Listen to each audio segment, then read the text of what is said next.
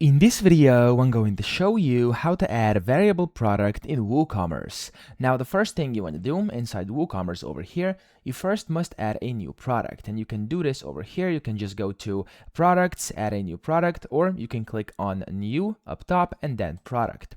So, of course, we're going to do that right now, and then you can, of course, give it the product name and the description. However, that's completely up to you what you want to do. I'm just going to skip to the part where you actually can add a variable product. So I'm going to scroll down, and whenever you fill all this up, you'll be able to see product data.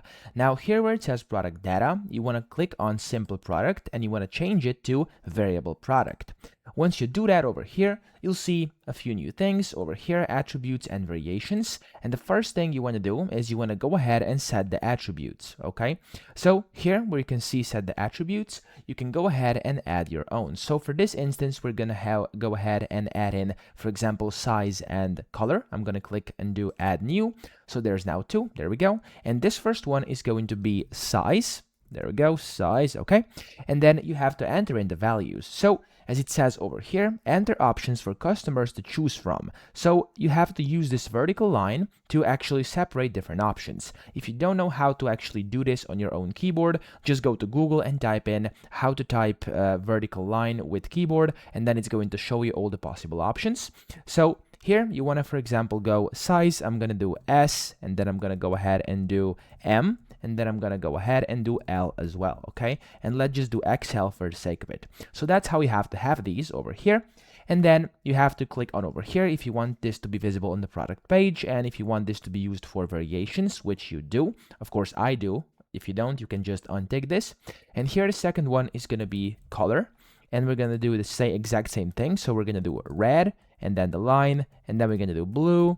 And then we're going to do, for example, let's say yellow. Oops, that was the wrong symbol. There we go. Yellow. Okay.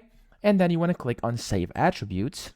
And it's going to save in like this. There we go. As you can see, they're now saved. You can, of course, go ahead and edit these whenever you want. And then you want to go to Variations in here. And you can go ahead and generate variations or add them in manually. So this is up to you, as you can see. If I click on generate variations, it says, do you want to generate all of them? This will create a new variation for each and every possible combination. I'm going to go ahead and click on OK. So let's see what this is going to do right now. But of course, if you don't want all of them, like me over here, there's a bunch as you can see, you can go and add them manually as well, which is also going to be very easy. Just select the size and then the color, and then you have your own variation. I'm going to remove this now. There we go.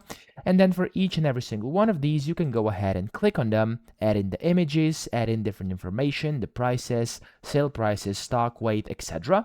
Whenever you do this, just click on Save Changes down at the bottom, and you've successfully added in a variable product in WooCommerce. So that's pretty much it. I hope this video helped you out. If it did, please subscribe to the channel and help me out as well.